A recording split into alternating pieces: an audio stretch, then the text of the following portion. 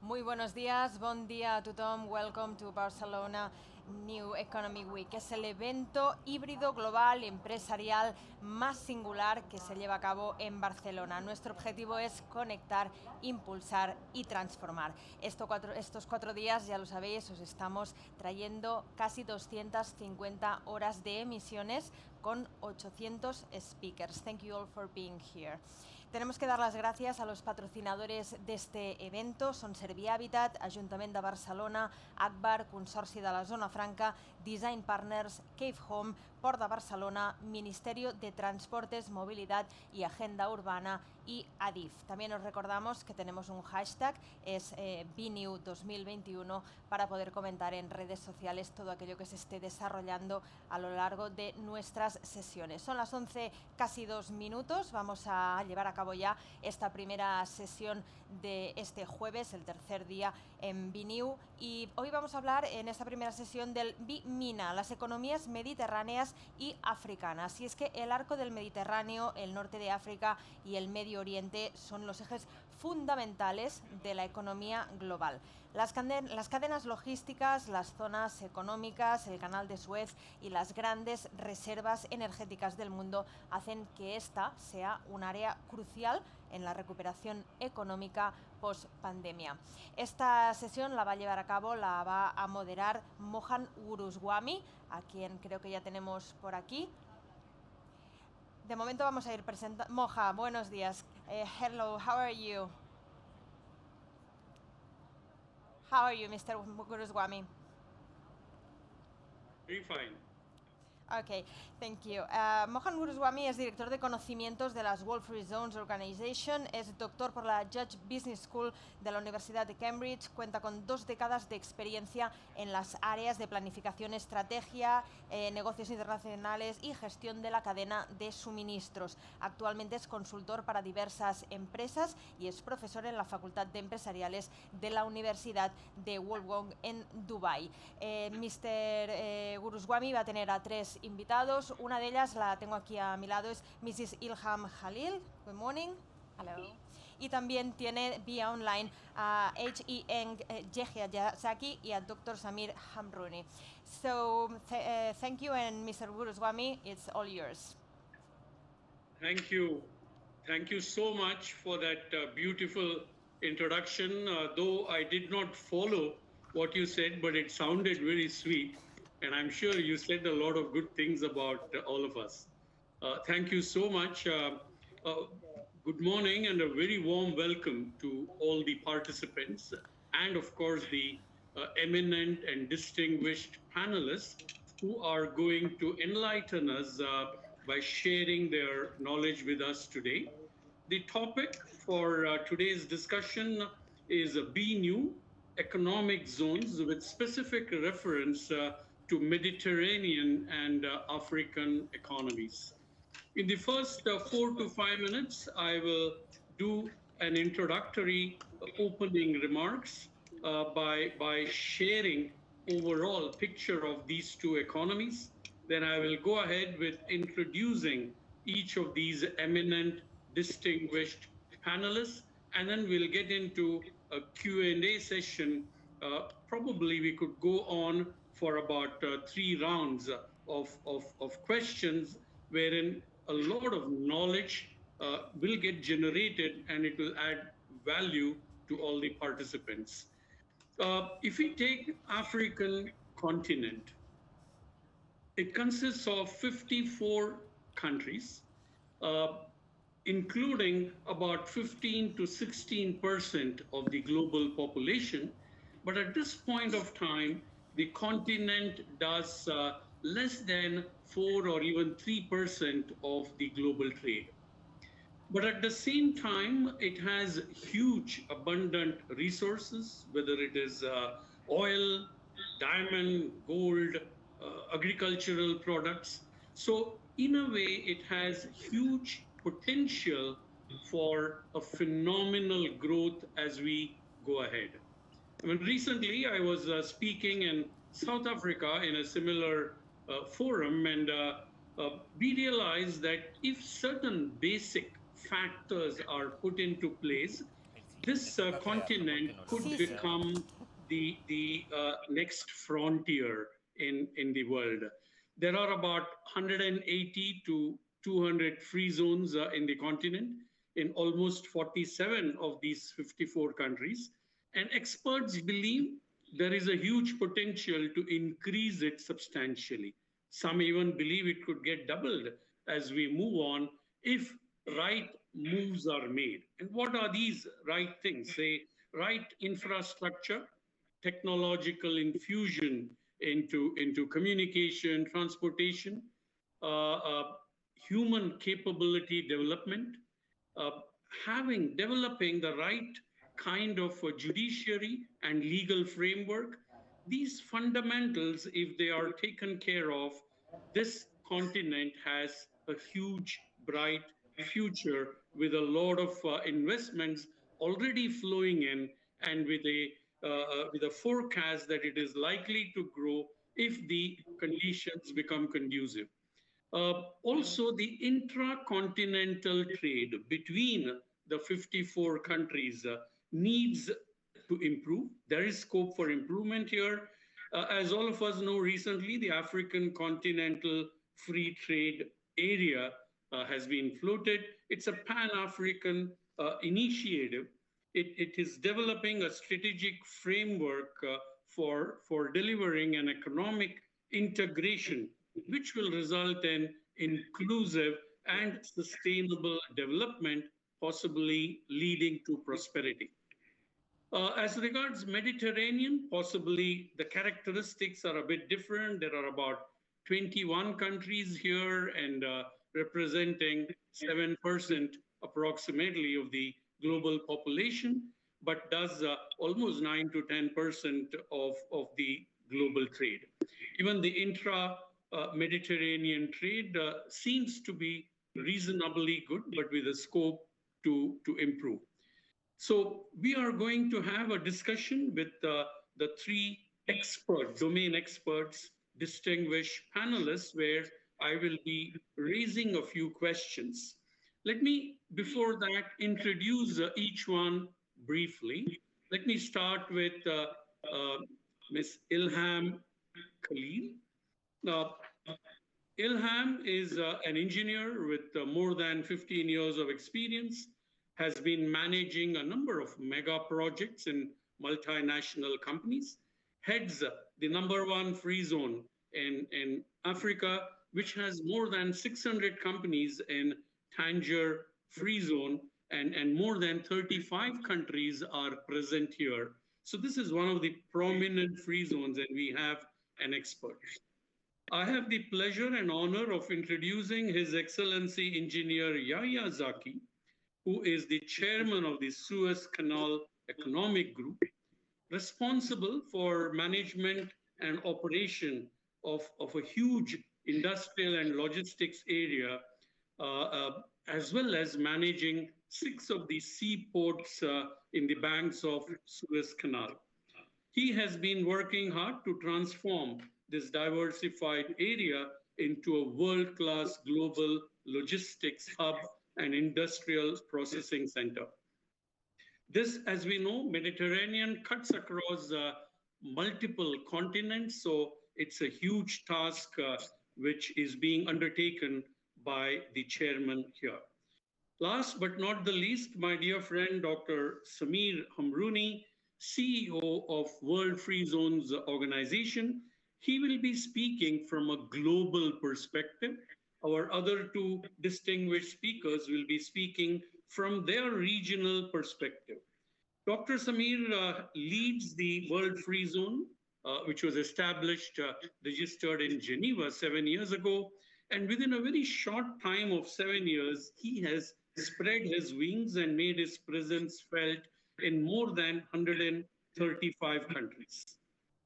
His flagship initiative, Free Zone of the Future, which he calls a global initiative for local prosperity, he provides the tools and techniques to various free zones across the globe to make them tech-ready, innovative, and sustainable organizations.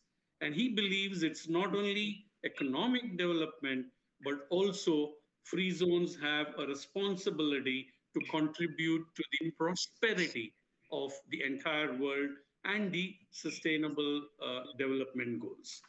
With that as the brief introduction, let me start with Ilham Khalil, my first question, and then I will go for the first question with all the three and then come back to Ilham.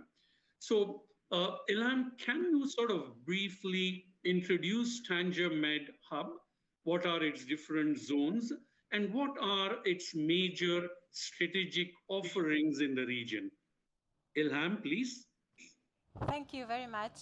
Let me first of all, on behalf of all the panelists, thank the BNU organization for having us Tangemed in presential. It was very important for us to be here, my team and I, and we are really witnessing today a new platform that is incredible for companies and for organizations like ours to gather and to think about how we can create synergies.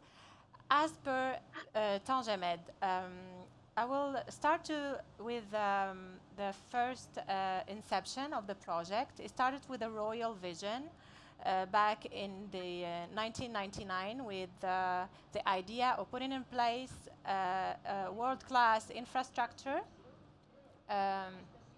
to change the whole vision of the Moroccan country, but also to prepare a platform for FDI to come, to implement their activity and to be competitive worldwide.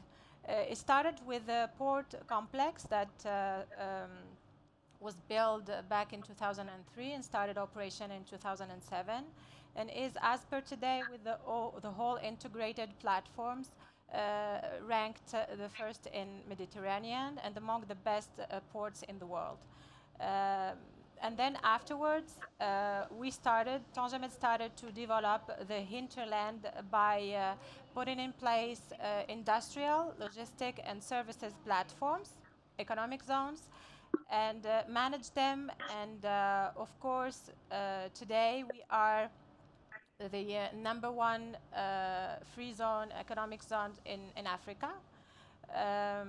And the most important value added that we do is to host these FDIs, to give them the adequate platform, the adequate tools to be, as I said, competitive. We are a very young structure. We actually are 20 years today in the region, in the MENA region.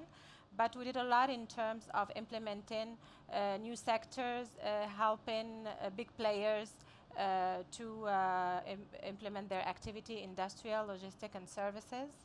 And we are keeping that in mind in terms of the value-added services that Tangemed gives from day one, where we study the eligibility of the activity to be implemented, and from the business planning to actually starting the operation. The one-stop shop that is today the interlocutor for the investment is Tangemed. So this is a very important, I will say, role that Tangemed plays in the region to make the investments competitive from each and every zone and from the port part. So this is like a very brief introduction of Tangemed and who we are today. Thank you so much. Very interesting. I think your zone is doing some fantastic work. Many other developing zones could use you as a benchmark and possibly learn some of the good practices which you have incorporated for your success. Let me move on to engineer Mr. Yahya Zaki. Can you also please briefly introduce Suez Canal Economic Group, its operations, and its offering in the region, please? Good morning to you all. Thank you for having me in this very interesting panel. It's really an honor to be there. And I look forward really for positive participation in these discussions. I'll take very few minutes to give you a little bit information about the economic zone. But let me second what you've just said. Tangamed for us is a good benchmark. I think we all look to it as a success story, and Africa deserves to be looked at very, and the Mediterranean, of course, at a very dynamic and aggressive approach. So the Suez Canal Economic Zone is an area that is created 5 years ago in 2015. It is, in a nutshell, 461 square kilometers of area, 461 million square meters. That includes 4 industrial areas and 6 seaports. Actually, 3 of them are along the Mediterranean Sea and 3 are along the Gulf of Suez. These ports and industrial areas vary from around the Suez Canal itself, whether north to south or east to west, where almost 12% of international trade passes through the Suez Canal. Over 18,000 ships pass through the canal annually, and that includes something like 10% of the seaborne trade. As a matter of fact, I'm just sitting here now meters away from the Suez Canal itself at the Gulf of Suez. I can see a convoy of ships going into the canal. I think it's the morning convoy going from south to north. I can see at least 2 dozen of ships going into the canal right now. The main objective there is to create an added value, is to localize industries, is to attract investments for basically 2 main approaches. One is to serve the region, serve Africa, and to become a hub for exporting localized projects in the economic zone to the region and to Africa in specific, where we do have a lot to talk about in terms of African initiative. But more importantly, or secondly, is the Egyptian market. We are over 100 million consumers, and that also gives a good edge for companies working in the zone and making use of the location of the Suez Canal itself to localize projects around the platform that is already established there, and have accessibility to the local market. So we have both approaches. It depends on the type of business, the type of industry, and what we can offer. Now, between the seaports we have and the industrial areas, we have an integrated kind of setup that is governed by a special economic zone law. We are an economic zone. We are not a free trade area. But we are an economic zone that is governed by a special law that offers its incentives and offers its regulations and way of doing business. As I've mentioned in the beginning, we started at 2015 with a vision for the year 2030 and beyond. And I can split this into 3 stages.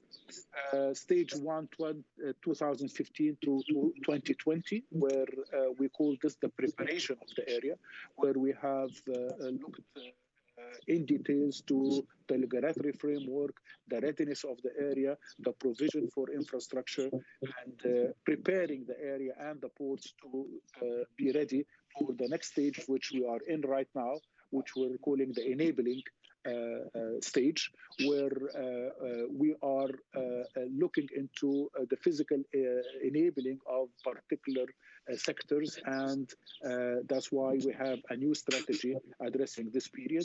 Then hopefully beyond 2025 is the last stage to reach our whole vision, which is really the localization of the main anchors that has already started in the area.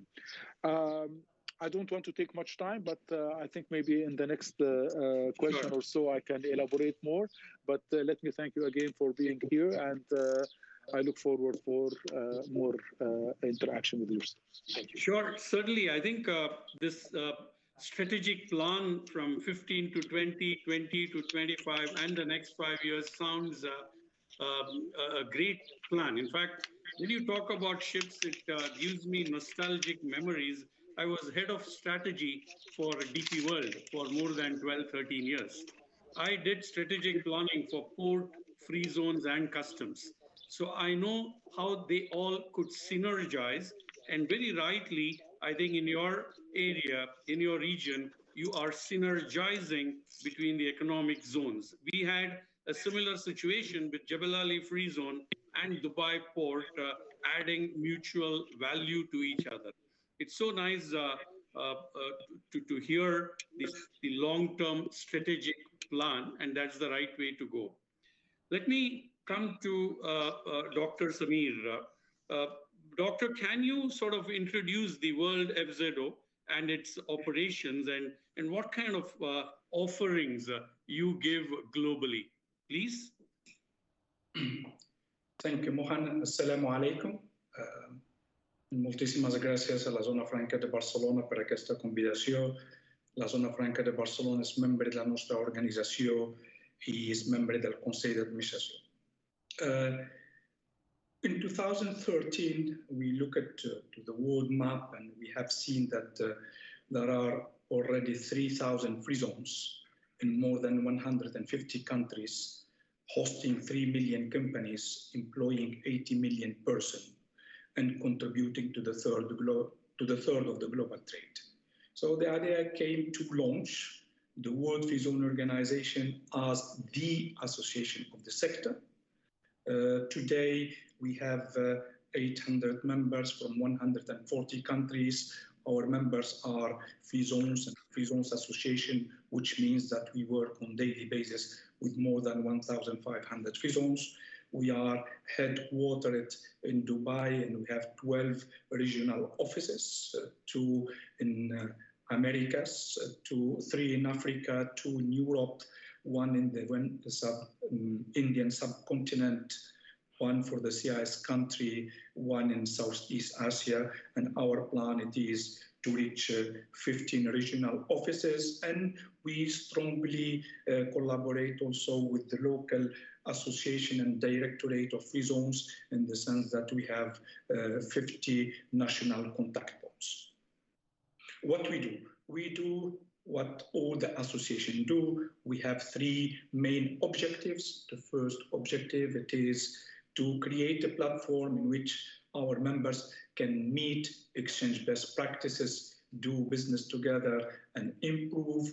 The second is to speak on behalf of our sectors with the main multilateral organization dealing with our activities, you name it, all the United Nations agencies, the UNCTAD, the World Trade Organization, labor, customs. And the third main objective, it is to support our members in 3 elements. One is to improve their day-to-day work. Second, to let's somehow integrate our members within our ecosystem. And third, to anticipate the needs of our members. And this is why we created a certain number of activities, services, and products, which I can somehow, to summarize, divide in 4 groups. We have what we call the Free Zone Institute, and our institute is our arms for publications. We have weekly newsletter, monthly bulletin, and plenty of reports and industrial sector report. We have 3 certifications: Safe Zone certification, safety and security and compliance for people, money, intellectual property, and goods. Green Zone certification to help somehow the free zone to contribute to be friendly with the environment, and what I call tech-ready zones. We asked ourselves how a free zone or an economic zone will be ready in 10 years. We know it, and today we somehow benchmark the current digital and tech readiness of the free zone, and we send them a recommendation to be tech ready. We have a Free Zone Academy, and as its name mentioned, it is our training research academies, from one-day leadership under adversity course to the online management diploma course, which we will be launching very soon. We have our academy and our, our laboratory, and our laboratory is our advisory activities. We support free zones in all the steps of the implementation of the zone, from the master planning till attractiveness of the zones. And even we support governments in several ways. We have been working with the Kingdom of Saudi Arabia to implement a free zone regime, an economic zones regime. This is for the very few countries that have no free zone regime, and we support governments that have already a free zone regime. The last agreement we had is with the Indian government to support their 400 economic zones to improve. Last element of our work, it is our free zone laboratory.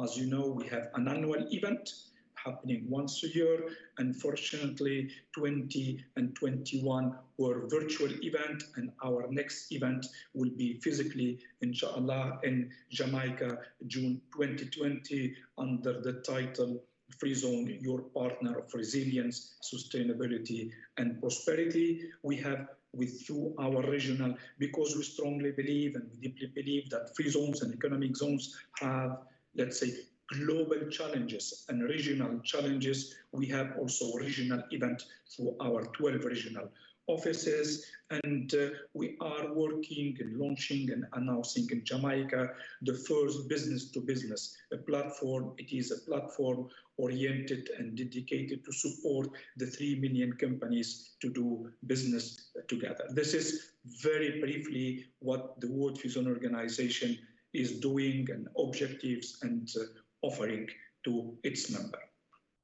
Excellent. Sounds very interesting. In a very short time, you seem to have led the organization to accomplish quite a lot of things. As you rightly said, integration and cooperation is possibly the way forward.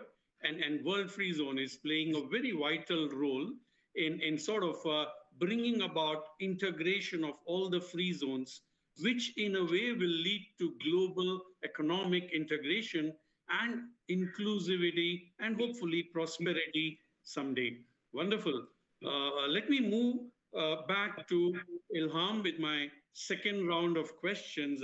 We've recently gone through a crisis. You know, it was both health crisis as well as economic crisis, and to a very great extent, it is even now leading to an emotional crisis in many quarters of the world, having gone through a lot of new scenario.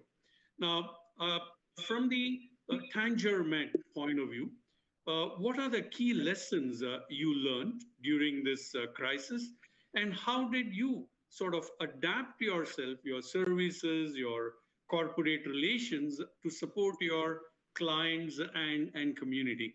Please, Ilham. In fact, as we all know, this pandemic made a lot of institutions and organizations think about how to tackle all the impact in terms of our activities. As Tangemed, we were quite resilient from day one. We wanted, first of all, to make sure that all the companies that trust us to implement their activities were safe. Their activities will be having business as usual. So we did put a task force for that. We had a big help from Moroccan organizations, local institutions, and it was very easy for us to raise all the help the companies needed. We are talking about 1,000 companies implemented in our 6 different zones. So it was really very challenging for us to respond on just in time, as you may know, to their needs. Each one in terms of their, I will say, the continuity of their activity. it was very challenging in terms of logistics to be able to manage sometimes their headquarters, challenging them to make sure that there is a continuity. And there are, of course, very international laws that were that they had to be put in place, and Tanjamed was the first organization to head all the emergency plans. But I will say thanks to their ability as well to help us understand their needs, we were able to put in place a continuity plan that helped us. For instance, if I can give like an example for the automotive sector, to be able to do business as usual and to make sure that the markets are well served from Tanjamed. And the secret really is a very open communication and how to put in place a whole team together and be very resilient. And this is how we are learning today from their experience, each one on its sector, specifically in the logistic parts. The fact that Tanjamed was gathering the industrial and the logistic parts helped really having one interlocutor to tackle all the difficulties. And of course, the Moroccan authorities were there for them, and it was really very. We were very glad to be part of this team that was facing very big challenges, actually. Very interesting. Particularly, you talked about continuous communication. I think this seems to be a key factor in building a continuity plan and then building resilience within the system and be agile and respond to the customer's needs depending on the changes in the context and the environment. Seem to have done a good job in planning and overcoming this challenge, and hopefully things will further improve. May I go to Mr. Yahya Zaki and ask the similar question of how Suez Canal Economic Group adapted itself? What kind of lessons would you say you learned from this crisis? Did you make any major changes? What worked and what did not work? Could you share with us and enlighten us, please? Sure. I think you've used the right two words, agile and resilience. That was really the secret on how to go through it in the last, I would say, 18 months or so. We really acted very quickly in the economic zone, Suez Canal economic zone, to mitigate the negative effects and disruptions that were caused by the pandemic. Similar to all areas in the world, we had to look into this and to put all necessary measures in place to safeguard the health of the people, the citizens, the workers, the employees. Let me say we have in the economic zone 250 establishments right now that we had to serve, and we had to make and safeguard their interest, their requirements, their health regulations, and so on. So yes, we did have a task force to look into that and make sure that the minimum effect is happening for their business. And I can gladly say that we had each and every one of these establishments having business as usual. But it's not limited to that. The most important thing is the economic zone is not only the industrial areas. As I mentioned in the beginning, we have six ports. And these ports doesn't serve only the economic zone, but it serves Egypt, it serves the world. And it was very important to make sure that these ports are running business as usual.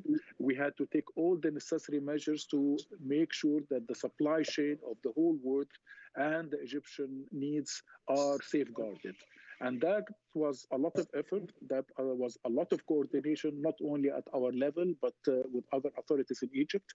And we've managed to have a plan that secure the safe operation of all these ports and support the supply chain that is required. I can also say that most of our ports have experienced growth during last year, extra work, extra handling, and that is basically for all the measures that were taken during 2020 and 2021. And we'll keep doing this because we are not only committed to the economic zone, but we are committed to the whole world in terms of securing not only passing ships through the Suez Canal, but adding to the supply chain and making sure that all supply chains are being safeguarded as much as we can. Thank you. This is a very interesting experience you have shared with us. One is, of course, quick response, but you said you also witnessed growth. I think this teaches us how, if we want, the adversity can be converted into opportunity. You know, I recently did a training program for about 30 plus CEOs across Middle East Africa on leadership in adversity. At the end of the training, I also gave them a kind of assignment, like how did you manage all this, what worked, what didn't work, and all of them wrote an assignment. I compiled it into a research paper. Now, what I also learned from these CEOs that many of them quickly converted the adversity into an opportunity. Those who were making diapers quickly, say, shifted to face masks and made more money. So there are innovative ways, as you rightly say, for economic zones to look at even adversity and see how we can get leverage and mileage out of it, rather than sitting back and crying and saying, oh, everything is going bad. And quick reaction, as you said, and as Ilham said, continuous communication. These are very, very two important lessons both of you as experts are sharing with our audience. Going to Dr. Samir, how do you think World FZO has adapted its services to support its members worldwide, and what lessons you would like to share with the audience, please? Thank you, Dr. Mahan. In order to answer your question, I will use the result of 3 of our publication or research. As you know, once a year, we publish the Free Zone Outlook, which is what is the economic environment worldwide regarding zones. And we have observed that in 2019, the world economy was decelerating. It means when you are hit by a crisis and you are weakening, the impact is worse. So we have observed that 2019, the global trade is being reduced due to some global tension, the US-China war. We have seen that some advanced economies in the US itself, the Europe and the China has been also suffering some deceleration in their growth, and this also impacted directly on the global trade. So we started the pandemic not in a good moment for the global economy and not for a good moment in whatever a global environment for framework for the free zone. What was the impact of the pandemic? The pandemic had economies instead of forced inactivities. We saw that manufacturing and services halted or slowed. We saw that the consumption weakened. We saw that there is a substantial reduction in the trade. And we saw that some sectors suffered more than other: aviation, travel, tourism, hospitality, manufacturing, and the global value chain somehow suffered a certain earthquake. Don't speak about employment and unemployment. How this affected the free zones. This is the result of a second research that we developed our free zone in our organization. We call it the FWAB, and it is a quarterly survey that we do with the free zone to know their sentiment. And just an introduction, if we said that 2019 was globally a bad year for the global economy, it was a bad year at the beginning for the free zones. And it seems that because the free zones are usually the vanguardia of any recovery in the country, it seems that things went better for the free zones end of 2019, beginning of 2020. How it affected? We have seen that 90% of the free zone said they have been directly affected by the free zone. 60 in a certain how, 30% heavily affected. Very few free zones did not notice any impact, especially the one that are technology-based free zone or medical-based free zones. What are the main ways that the free zone have been affected, and what are the major challenges that affect the free zones? The first challenge was all the measures that the governments were obliged to take in order to stop the virus, all the stopping of the production, all the, let's say, working from distance, all these elements, all the measures that has been taken at the beginning to stop the expansion of the virus affected in 95% the free zones. The 2/3 of the free zone reported a drop in their business because there was a drop in the demand. 60% said because they have been affected because there was there was a huge problem in the global value chain, and 50% of the free zones have been affected because the financial environment went worse. And this is, we can understand, all the government effort at the beginning were dedicated to stop the virus and to help companies, free zone authorities, suffered from it. This is when it comes to how this pandemic impacted the free zones. The third, what are the lessons learned? As you know, we have an activity called the New World Model, and we have published a nice book which we can share with all the participants. We went to the CEO of the main free zones and the CEO of 10 industrial sectors and asked them what are the lessons they learned from this pandemic, and I will mention few of them. First, they said, enhance, if not initiate, all the digitalization and all the tech readiness of the zones. This is a must. Today, the free zone should be digital.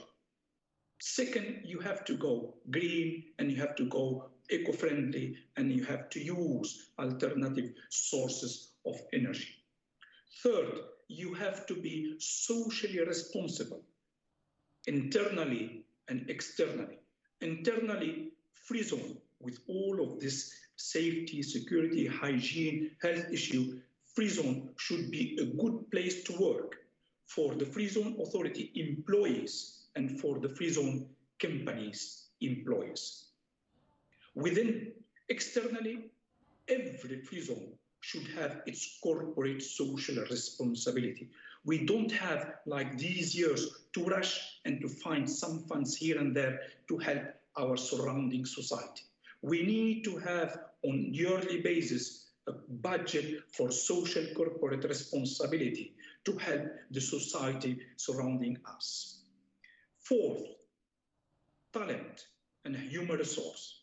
This will be another major challenge. We need to retrain, we need to reskill, and we need to upskill of all this talent we have.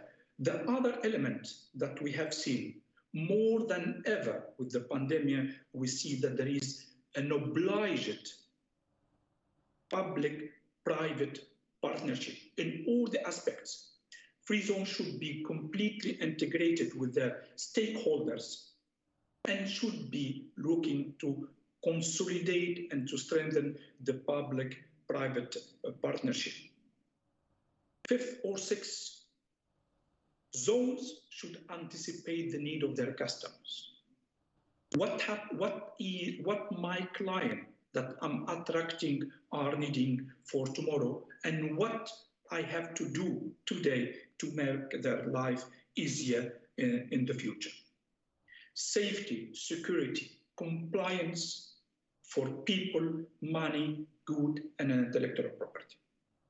The other element is risk management should be part of the culture of strategic planning. We have to include all the elements that really be considered, and like my colleague, His Excellency Yahya, within the strategic planning, we need to add all what is related to agility, flexibility, and resilience and risk management with our, let's say, planning. And the last point, there is a need of much better communication exercise. We need, as a free zones, and we need, as authority, to be able to communicate much better to our client and much better to the society. Thank you, Mohammed. Fantastic.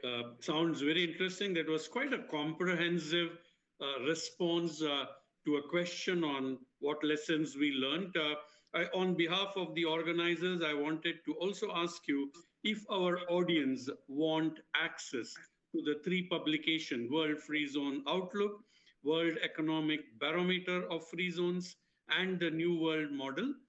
Can they write to World Free Zone Organization, and can they have access to these three publications, Doctor? I would be more than happy to do, and even to make it easier, I will send it to the organizer also if they want to share it. But any person can join us, reach us, and they will have access to these publications. That will be great. It will be huge learning for all the participants if you send it to the organizers, and they can send to all the people who have registered themselves. Let me come to the final round of the talk. We are closer to about 12 minutes or so. The final, I think we talked about what you do, what happened in the past and what is happening. And now the question is about the future. Where are we going from here? So let me go back to Ilham and say, what changes in the world economy and the business environment do you anticipate in the next 5 or 10 years, in the near future, and how you think your organization is preparing itself to face the future? Ilham, please. It's a very interesting question. Under the leadership of Tangemed, it was a concern, really, from the first phase of inception of the project and now in operation since 20 years, to make sure that we are up to date in all the needs of the economic, social, and of course all the environment of trade and logistics, where today Tangemed is a leader in terms of its specialties. So of course we have as per today 3 main challenges. The first one is to keep the operators that are implemented in our zone competitive, and that means talking about what can be done in the future to help them integrate their activity. And one main goal that comes in mind is to attract more R&D and innovation and engineering. We are working closely with local organizations to make sure that big companies, when they come, they find the right workforce. They find also the technological environment to develop the future. And this is already happening for several sectors. Mainly today automotive, which we are leaders, and aeronautics. The second main challenge is to help these innovation have the right platform. That means that we are putting a lot of effort in helping incubator systems to respond exactly to real-time and real-life industrial problematics. And the third one is to always update the Tanjamed infrastructure in terms of sustainability and in terms of how we tackle the real challenges worldwide. And this is also in terms of certifications. We are quite up to date, and we help not only our ecosystem to be very sustainable. We also work with governmental agencies to make sure that the whole supply chain is quite up to date and quite ready for the economic challenges of Tanjamed. So this is really the biggest role of my organization, to make sure that all what we have been building since 20 years is valid, is sustainable, and it's still the real value proposition for other FDIs to shortlist us as a destination. And then, of course, be always the bridge for communication. And the main reason why they choose us is because they have all what they need in terms of value proposition tackled in the Tanjamed organization. So this is, I will say, the path in the long term that Tanjamed has to take in consideration, and I think that the whole future is very brilliant ahead of us, as per the feedback of the region and the organizations and the worldwide organizations, really. So this is what we are going to do in the future. Excellent. Very, very well said, Miss Ilham. I like exactly what you said. As we go forward, it's good to give more emphasis on research and development, on creativity and innovation, on technological infusion into the system. Technology will become a game changer in the future. So we need to anticipate. And also what I said, what would be the customer's needs in future, and you are trying to prepare yourself. Now, I remember a piece of research I have done while being in the port on what I call customers' buying criteria. Why does a customer buy my product or service? What if goes wrong with me? Will he look for other options? Once I know why he is buying, I will try and provide everything. If a shipping line wants speed, I will buy faster cranes. If the shipping line wants safety, I will make more safer operations, and so on. So it's important to know why people come and invest in a free zone, and that will help us in preparing ourselves to address their needs. Very well said. Appreciated, Mr. Yahya Zaki, sir. Your response, please, to the same question. Going forward, what do you think? Well, thank you. Let me add to what have just been said. Yes, there is change taking place all over the world in consumer behavior, in workplace dynamics, and business models, investor behavior, supply chains, and even the social relationships. So we have really to look into this in a careful manner. And yes, ICT and technology and innovation is going to be a big part of what is going to guide us all in the next few years. Actually, it's already starting, and we have to be able to link to this and come up with the proper strategies and solutions. Accordingly, as I may have mentioned, we are working in our 2020-2025 strategy. And actually, we are relying in this strategy on 5 main pillars, namely the ecosystem and readiness of the economic zone and the ports within around the Suez Canal itself. This is a very important element. All the ports are experiencing now development, further expansions, modernization, more going to digital operations and so on. And by the end of this phase, we will have a complete kind of development in this area. And that also goes to the infrastructure and the availability of the infrastructure, not only in terms of its quantities and resources, but it is world-class level of services, I may say. You may be aware of projects taking place in Egypt right now, or already took place in the last couple of years or so, in terms of thousands and thousands of road networks, tunnels under the Suez Canal. We have now 6 tunnels that eases the transport between east and west of the canal.